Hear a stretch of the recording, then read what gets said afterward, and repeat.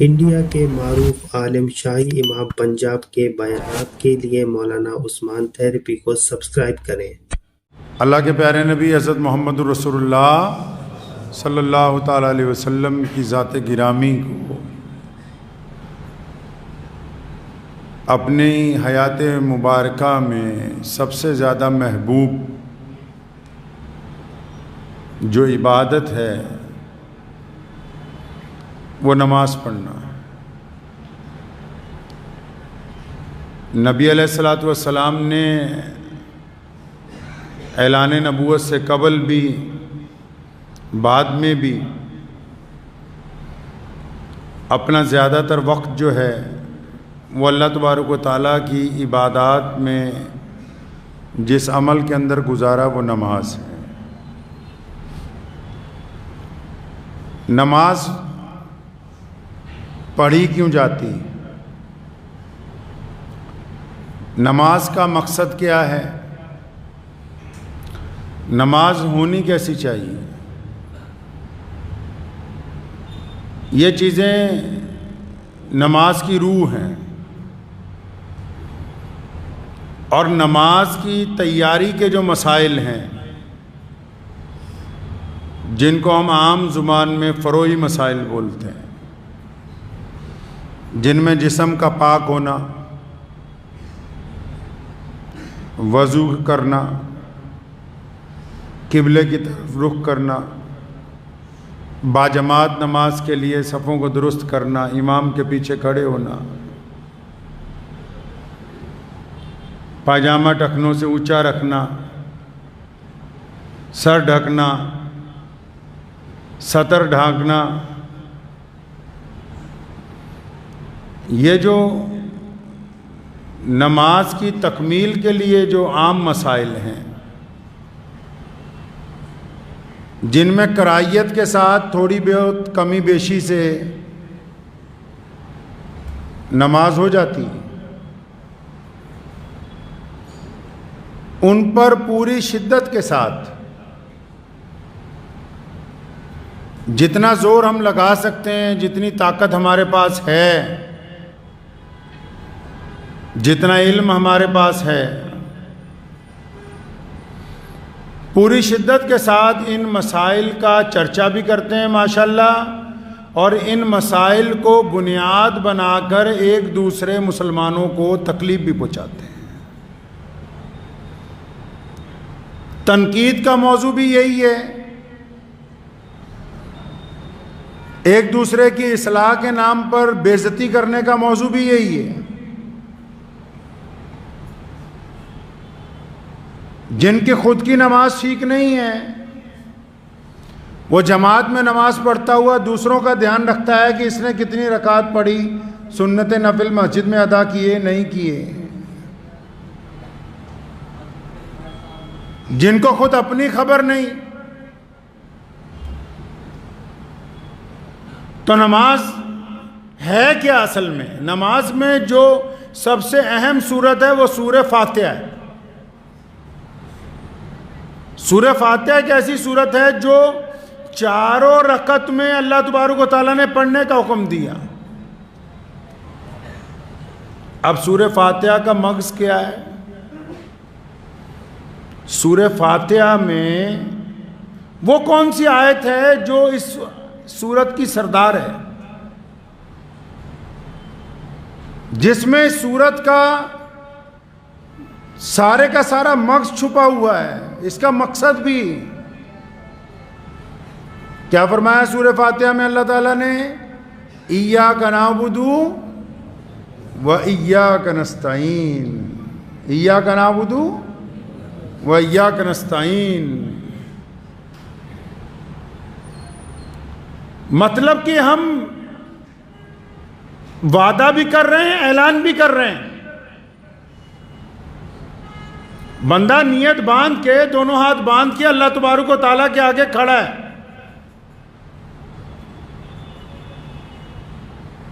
علامہ اقبال نے کہا نا، تیرا دل تو ہے صنم آشنا، تجھے کیا ملے گا نماز میں۔ میں جو سر سجود ہوا کبھی تو زمین سے آنے لگی صدا، تیرا دل تو ہے صنم آشنا، تجھے کیا ملے گا نماز میں؟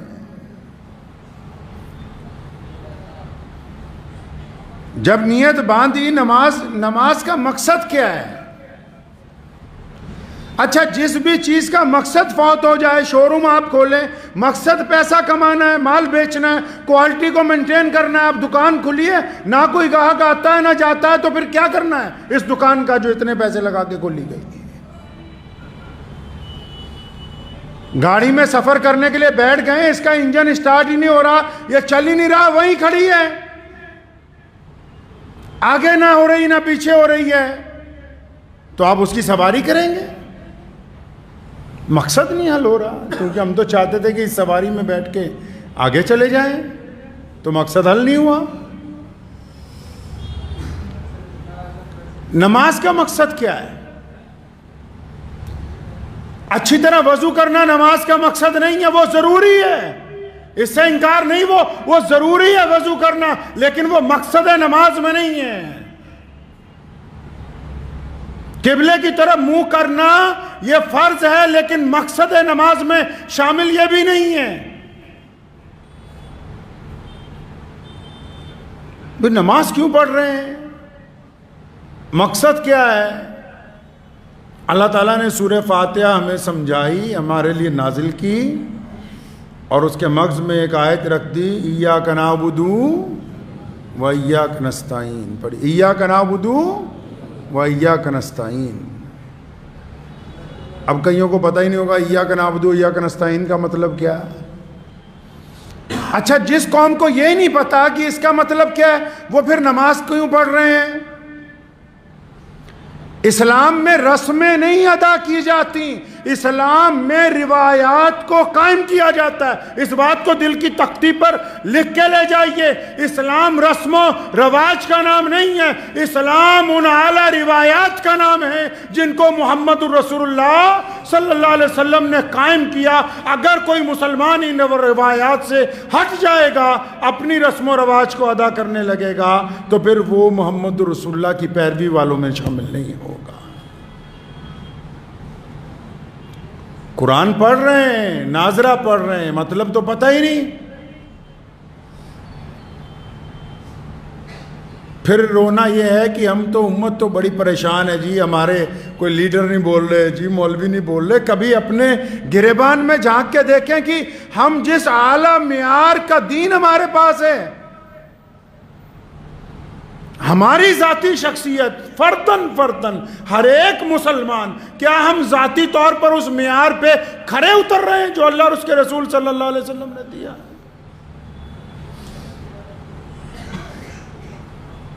نبی علیہ السلام نے ہمیں نماز سکھائی، بار بار کہا ایاک نعبد و ایاک نستعین۔ کیا کہا اس میں؟ فرمایا یا اللہ ایاک نعبد، کہ ہم تیری ہی عبادت کرتے ہیں، و ایاک نستعین، اور تجھ سے ہی مدد چاہتے ہیں۔ یہ آیت ہر ایک رکعت میں اس لیے رکھی گئی تاکہ ہم بار بار اپنے عہد کو دہرائیں اور اس بات کو یاد رکھیں کہ عبادت اللہ کی، اور مدد بھی کس سے؟ اللہ سے، پہلے بھی اللہ سے، بعد میں بھی اللہ ہی سے مدد کے طلبگار ہوں۔ اور جب سر سجدے میں رکھیں، حدیث شریف کا مفہوم سمجھا رہا ہوں، فتوے والوں کا تو کوئی علاج نہیں ہے اس ملک میں، لیکن حدیث کے مفہوم میں اگر آپ جائیں گے، لکھا ہے کہ اس طرح سر سجدے میں رکھنا ہے، کیونکہ بندے کی جتنی اللہ تعالیٰ نے خوبیاں رکھی نا انسان میں جتنی خوبیاں اللہ تعالیٰ نے رکھی، ان خوبیوں کا مرکز بس یہ گردن سے لے کے سر تک ہے۔ کیوں؟ آنکھوں کی روشنی بھی یہیں پہ ہے، زبان جس نے عزت اور ذلت کا فیصلہ کرنا وہ بھی یہیں پر ہے، ناک جس سے سانس لینا وہ بھی یہیں پر ہے، کان جن سے اچھی آوازیں سن کے دل کو راحت پہنچانی ہے وہ بھی یہیں پہ ہے۔ ساری عزتوں کا مقصد سر پہ ہی ہے، دستار بھی سر پر ہی بندھی ہوئی ہے۔ تو لکھا ہے کہ جب بندہ سجدے میں جاتا ہے تو کہتے نا، اگر کسی کی اکڑ توڑنی ہو پنچایت میں، کہتے اچھا ناک رگڑ، ناک رگڑو اپنی. تو بندہ جب سجدے میں جاتا ہے تو وہ کیا کہتا ہے بندہ اپنے رب کو کہ ساری عزتیں تو تیرے آگے میں نے جھکا دی ہیں. پھر کیا کہتا ہے؟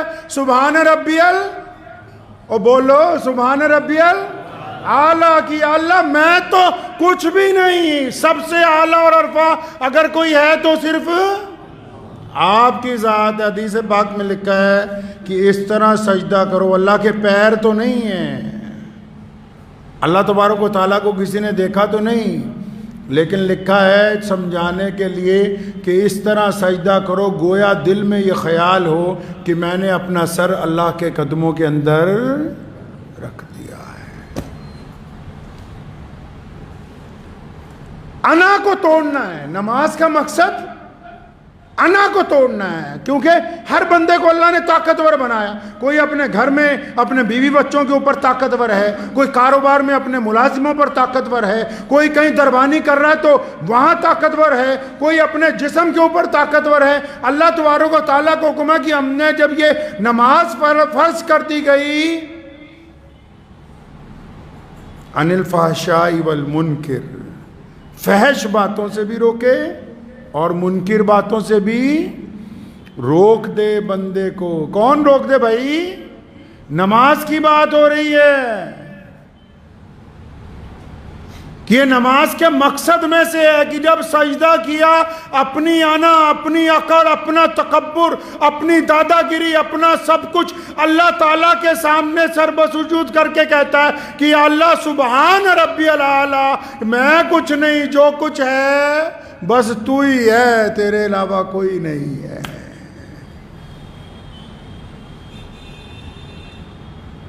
مطلب انائے کبیر، یعنی یہ جو اللہ تعالیٰ کے ناموں میں نام ہے نا المتکبر، تکبر جو ہے وہ جائز نہیں ہے. تکبر کرنا، تکبر جائز نہیں ہے کسی کے لیے، لیکن تکبر ایک صفت ہے، ایک اچھا کام ہے. لیکن یہ کس کے لیے؟ تکبر کس کے لیے جائز ہے؟ اللہ کے لیے. کس کے لیے جی؟ یہ اللہ کی صفات میں سے ایک صفات ہے. یہ اللہ ہم نہیں کر سکتے، ہماری حیثیت نہیں ہے، ہماری اوقات نہیں ہے. اب جب بندہ سجدہ کرتا ہے سارا تکبر، ساری انا، ساری بدماشی، گنڈا گردی، دل کے اندر کے خرافات، غیبتیں، تمام کی تمام چیزوں کو سرنگو کر دیتا ہے اللہ تعالیٰ کے آگے کہ یا اللہ میں تو آپ کے آگے جھک گیا ہوں، میں توبہ کر رہا ہوں اپنی تمام برائیوں سے. قرآن نے کہا نا کہ نماز تو اس لیے فرض کرتی گئی تاکہ آپ فحش باتوں سے بھی دور ہو جائیں، منکر باتوں سے بھی دور ہو جائیں، آپ کا دل بھی پاک ہو جائے، آپ اللہ کے متقی بندے بن جائیں. اب کئی لوگ تو نماز ہی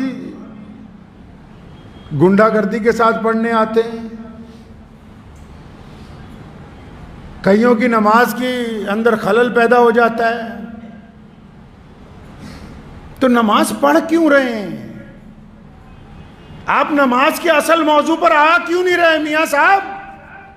یہ اعلیٰ ترین عمارتیں نماز کے مقصد میں شامل نہیں ہیں. آپ کا بہترین کردار جس میں لوگ دیکھ کر یہ کہیں کہ عبد الرحمن نیک آدمی ہے، پاورفل ہونے کے باوجود اس کی زبان میں نرمی، آنکھوں میں شرم و حیا بھری ہوئی ہے، یہ نماز کا مقصد ہے. نماز بھی پڑھ رہے ہیں، ٹھگی بھی مار رہے ہیں، نماز بھی پڑھ رہے ہیں، اکڑ بھی ویسے ہی برقرار ہے. نماز کیسی ہے؟ نماز تو اللہ تبارک و تعالیٰ کو عبادات میں سب سے زیادہ پسند. نبی علیہ السلام پہاڑ کی چوٹی پر جاتے ہیں، کئی ہفتے وہیں رہتے ہیں، اللہ تعالیٰ کی حضور نماز پڑھتے ہیں. امی عائشہ رضی اللہ عنہ فرماتی ہیں کہ بعض اوقات رات کو رسول کریم صلی اللہ علیہ وسلم نیت باندھتے تھے، اتنی لمبی رکعت ہوتی تھی پاؤں میں ورم آ جاتا تھا.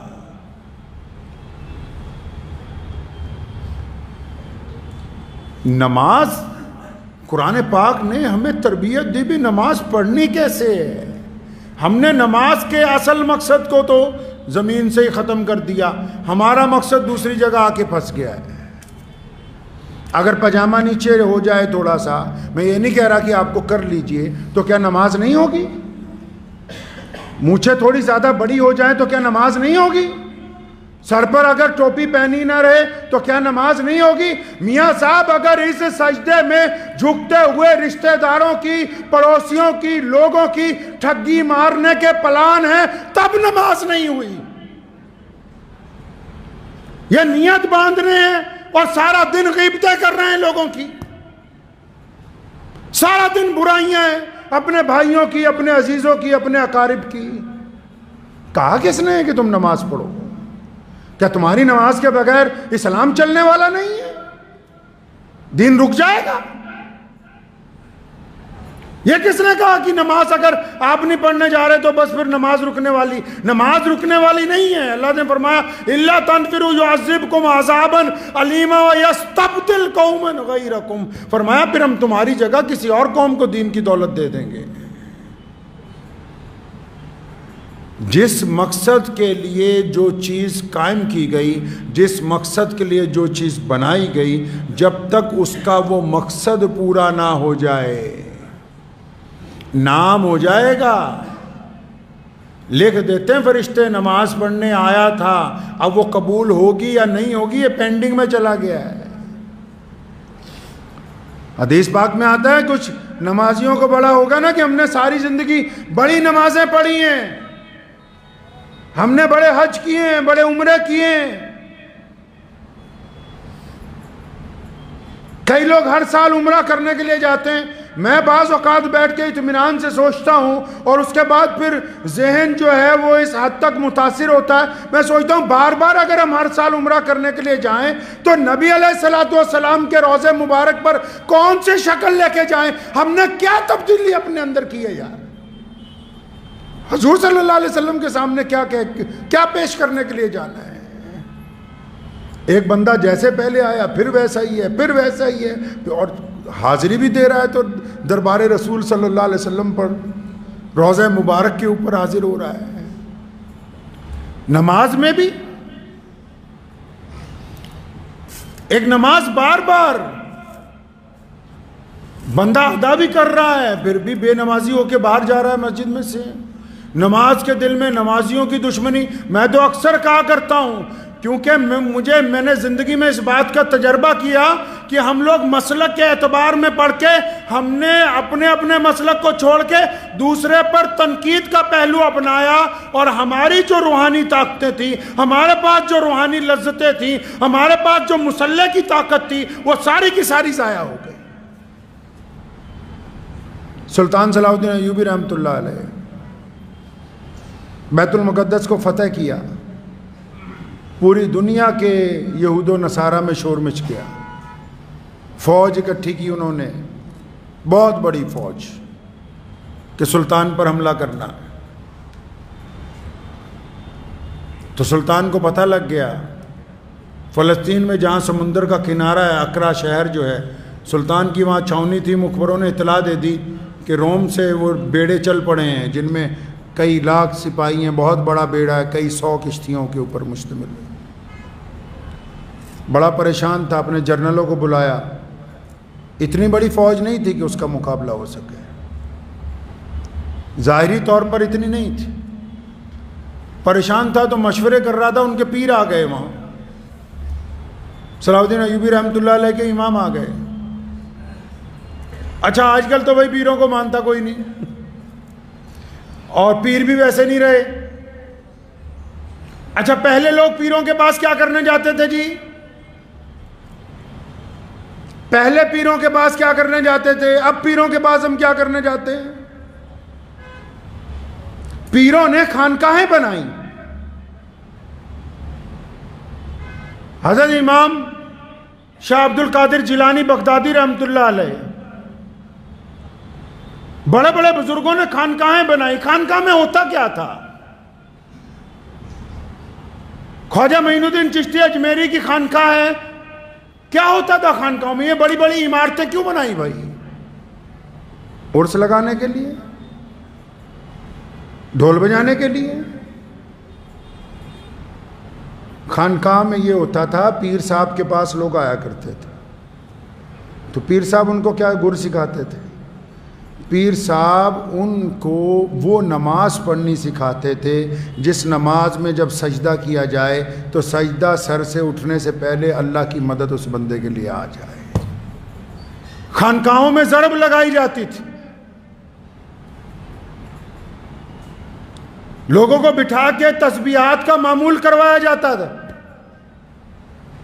پڑھو تاریخ اٹھا کے تمام ائمہ کی، تمام بڑے بڑے جتنے، چاہے وہ امام مجدد الفسانی رحمۃ اللہ علیہ ہوں، چاہے وہ مولانا صابر کلیری رحمۃ اللہ علیہ ہوں، چاہے خواجہ معین الدین چشتی رحمۃ اللہ علیہ ہوں، چاہے 11ویں والے پیر حضرت شاہ عبد القادر مجددی رحمۃ اللہ علیہ ہوں، جتنے بڑے بزرگ اکابرین گزرے ہیں ان کی خانقاہوں میں نماز کا اہتمام، ان کی خانقاہوں میں تہجد کا اہتمام، ان کی خانقاہوں میں ذکر کا اہتمام، ان کی خانقاہوں میں دعاؤں کا اہتمام۔ کیوں؟ تاکہ جو لوگ آئے ہیں رہنے کے لیے پیر صاحب کے پاس، جب وہ گھر کو لوٹ کے جائیں ان کا دل بدل جائے، ان کی نیتیں بدل جائیں، ان کا کردار اچھا ہو جائے، اس لیے خانقاہ بنائے تھے۔ تو آج کل لوگ پیر صاحب کے پاس کیا کرنے جائیں بھائی؟ ہم جیسے مولویوں کے پاس بھی کہیں آ جائیں، جی حضرت دعا کر دیو۔ اللہ کے بندے، جس کا باپ اس کے لیے دعا نہ کرے تو اس کے لیے ہم دعا کر دیں؟ جو اپنی ماں سے دعا نہ کرائے اپنے لیے، اس کے لیے مولوی دعا کر دیں؟ جو اپنے ماں باپ کی دعائیں نہ لے؟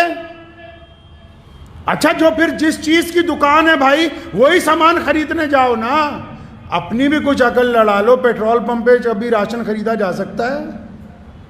آج بھی اگر پیروں کے پاس جانا ہے، یہ کیا سوال ہے حضرت کاروبار نہیں چلتا؟ بھائی کاروبار نہیں چل رہا، کسی اچھے بزنس کنسلٹیشن سے جا کے مشورہ کرو کہ آج کل کون سا کاروبار کرنا چاہیے جس سے زیادہ پیسے کما لیں۔ پیر صاحب کوئی بیپاری تھوڑی ہے۔ بیماری ٹھیک نہیں ہو رہی، بہت زیادہ ٹیسٹ کراؤ، اچھے ڈاکٹر کے پاس چلے جاؤ۔ یہ تو اس لیے یہاں بیٹھے ہیں تاکہ آپ آئیں، آپ آ کے اللہ اور اس کے رسول صلی اللہ علیہ وسلم کی باتیں ان سے پوچھیں۔ آپ پوچھیں اللہ کو راضی کیسے کرنا ہے، آپ پوچھیں دل کی سختی کیسے دور ہوگی، آپ پوچھیں گناہوں سے چھٹکارا کیسے پایا جائے گا، آپ پوچھیں حلال اور حرام کی تمیز کیسے کی جائے گی۔ جو چیز اس دکان پہ ملتی ہے اس کی تو بات ہی نہیں کرتے، بس کاروبار کی بات کرتے ہو، اولاد کی تربیت کی بات کرتے ہو۔ کو دونوں کام تم نے کرنے، پیروں نے تھوڑی کرنے ہیں۔ سلطان صلاح الدین ایوبی رحمۃ اللہ علیہ کو جب پتہ لگا اتنے لاکھ فوجی آ رہے ہیں، کئی 100 بحری بیڑے ہیں، بڑا پریشان ہوا۔ تو ناکہ بندی چل رہی تھی، ان کے پیر صاحب آ گئے، میں کیا بات ہے، کیوں پریشان ہو؟ فرمایا حضرت ایسے ایسے بات ہے، لشکر ایک بہت زبردست حملہ کرنے والا ہے۔ فرمایا میں تمہیں ایک نسخہ بتاتا ہوں، آج رات کو تہجد میں اپنے رب سے مدد مانگو اور زیادہ۔ انہوں نے لکھا ہے مورخین نے، ان کے 2 مشیر خاص تھے، انہوں نے لکھا ہے کہ سلطان جب اس دن گیا نماز کے لیے رات کو اکیلا مسجد میں 1:30 بجے، کہتا ہے نماز میں اور دعا میں اتنا رویا کہ ہچکیاں بند گئیں، پوری مسجد میں سنائی دے رہی تھی۔ تو پیر صاحب بھی 2 بجے تقریباً رات کو پہنچے پیچھے ہی، لیکن جب دیکھا سلطان خود دعاؤں میں مشغول ہے اور پوری مسجد میں اس کے رونے کی آواز آ رہی، وہیں سے واپس آ گئے۔ اللہ سے مانگا کہ اللہ میں اپنی سلطنت بنانے نہیں آیا، میں نے تو تیرا گھر آباد کیا ہے، میرا اپنا کوئی مقصد نہیں ہے۔ صبح کو جب پھر ساحل پہ پہنچا، جاسوسوں کی کشتیاں آیا کرتی تھی 1-1 گھنٹے بعد رکا لے کے کہ فلاں جگہ پہنچ گئے، فلاں جگہ پہنچ گئے۔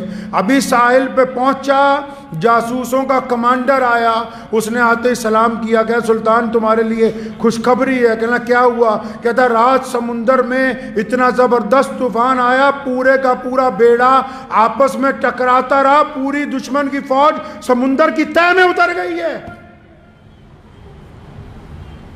دشمن کہتا رہا کہ موسم کی خرابی کی وجہ سے ہماری فوج برباد ہو گئی۔ پیر صاحب نے کہا کہ سلطان ایوبی کے آنسوؤں نے دشمن کو سمندر میں غرق کر دیا ہے۔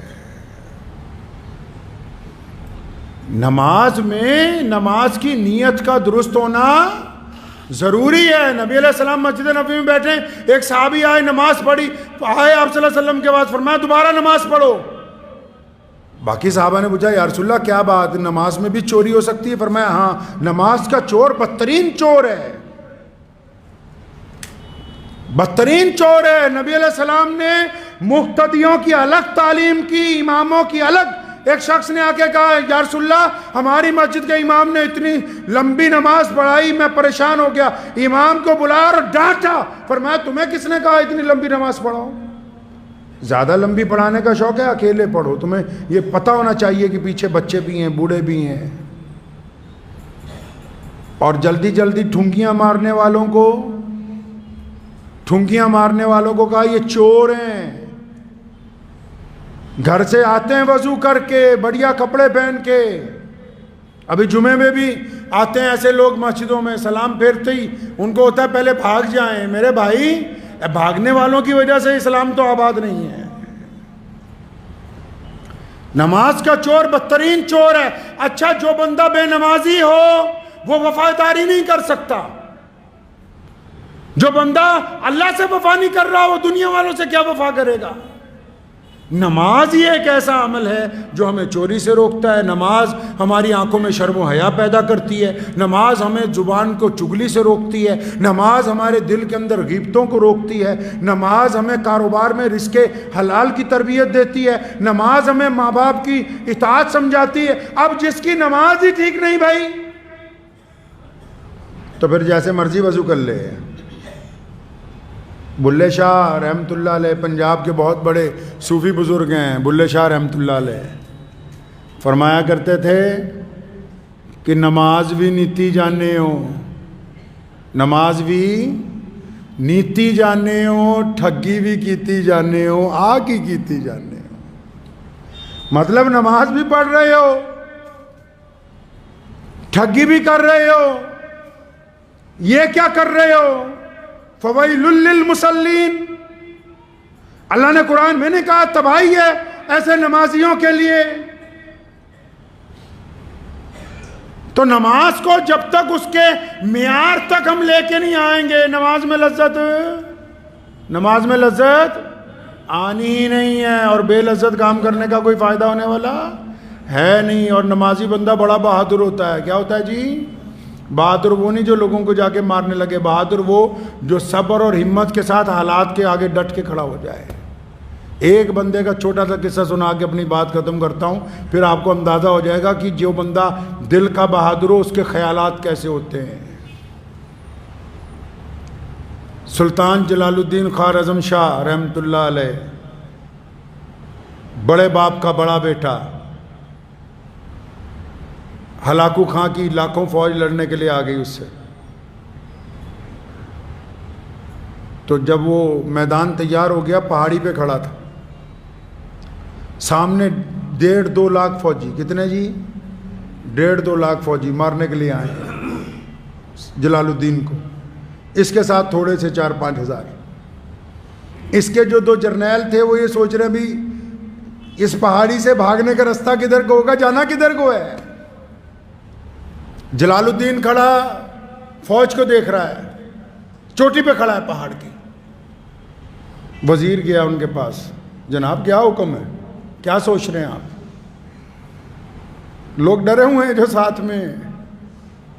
تو جو ولی ہوتے ہیں نا, جو نمازی ہوتے ہیں, متقی ہوتے ہیں, پرہیزگار ہوتے ہیں, وہ بدترین حالات میں بھی اچھا سوچتے ہیں. تو اس نے کیا کہا, تاریخی جملہ ہے یہ, اس بندے کے لیے, اس بندے نے لڑتے ہوئے ہلاکو خان کی تلوار توڑ دی تھی اور دریائے سندھ میں کئی ہزار فٹ کی پہاڑی سے گھوڑے سمیت کودا تھا, اس کے باوجود زندہ نکل کے دوسری طرف چل پڑا. ہلاکو خان نے کہا تھا کہ اگر یہ میرا بیٹا ہوتا تو میں پوری دنیا کو فتح کرتا. کیا کہا جلال الدین نے؟ جب وزیر نے پوچھا جناب کیا کرنا ہے, اتنے لاکھ لوگوں نے گھیر لیا ہمیں. فرمایا میں اتنی دیر سے یہی سوچ رہا ہوں, یہ اتنے لوگ ہم سے لڑیں گے تو ہم اتنا بڑا قبرستان کیسے بنائیں گے. ڈرا نہیں, میں یہی سوچ رہا ہوں کہتے اتنی دیر سے. تو اللہ تبارک و تعالیٰ نے اس کو اس دشمنوں میں سے بھی نکال دیا بالکل صاف، اور دشمن نے خود مانا کہ ایسا جوان ایسا بہادر آدمی نہیں دیکھا۔ کیوں؟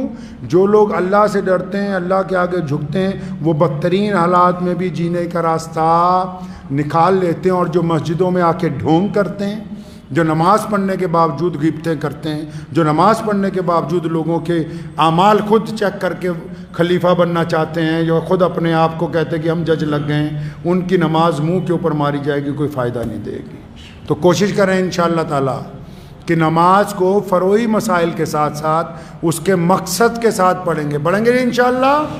ہاں، اور آخری بات ایک اور عرض ہے، ایک صاحب چل پڑے ہیں، کہاں سے چلے ہیں یار، وہاں سے چل پڑے ہیں کیرلا سے، ان کا نام میں نے لکھا ہے ابھی، عبد الصمد، یہ بھی شہاب چتر کی طرح پیدل چل پڑے۔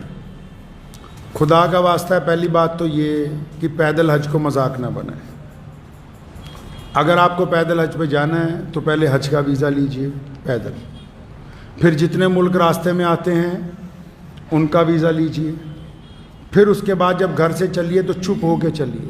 اب تک جتنے لوگ پیدل حج بیت اللہ کے لیے گئے ہیں، اب تک جس دن وہ حرم کی حدود میں پہنچے تب دنیا کو انہوں نے بتایا کہ ہم آ گئے ہیں۔ یہ تاریخ ہے پچھلے 1400 سال کی، وہ بھی وہاں کی حکومت نے بتایا۔ اب کیونکہ کچھ لوگوں نے، اب یہ ایک نیا بندہ چلا تو اس کے ساتھ بھی یوٹیوبر چل پڑے، تو پیدل حج یوٹیوب کا مسئلہ نہیں ہے بھائی، سوشل میڈیا کا مسئلہ نہیں ہے۔ شہاب بھائی کا ویزا ابھی پینڈنگ ہے، پاکستان نے کوئی جواب نہیں دیا ابھی تک، باقی ملکوں میں نہیں کوئی جواب دیا۔ ویزا کب ملے کب نہیں ملے وہ ایک الگ مسئلہ ہے۔ ان کے ساتھ بھی جو یوٹیوبر ہیں ان کو بھی خدا کا واسطہ ہے کوئی خبر دینے کی، بالکل بند کر دیجیے۔ جس دن ویزا ملے گا بتا دیجیے گا کہ چلنے لگیں۔ روز تماش بھی نہیں ہے، ایک دوسرے پہ الزامات لگانے شروع کر دیا۔ آج میں پڑھ رہا تھا ایک یوٹیوبر نے دوسرے پہ الزام لگائے کہ جی ایک آ گیا۔ تو حج بیت اللہ کے سفر کو مذاق نہ بنائیں، جب ان کو ویزا ملے گا چل پڑیں گے۔ تب تک کے لیے میری گزارش ہے تمام یوٹیوبر سے، ان کے ساتھ جو لوگ ہیں ان سے بھی، کہ ایسی کوئی خبر نشر نہ کریں، لوگوں کو پریشان نہ کریں۔ اسلام کی بقا اور تحفظ کا جو معاملہ ہے اس کو یوٹیوب کے حوالے نہ کریں انشاءاللہ۔ ٹھیک ہے جی، انشاءاللہ دعا خیر میں یاد رکھیے۔ وآخر دعوانا الحمدللہ رب العالمین۔ ہماچل پر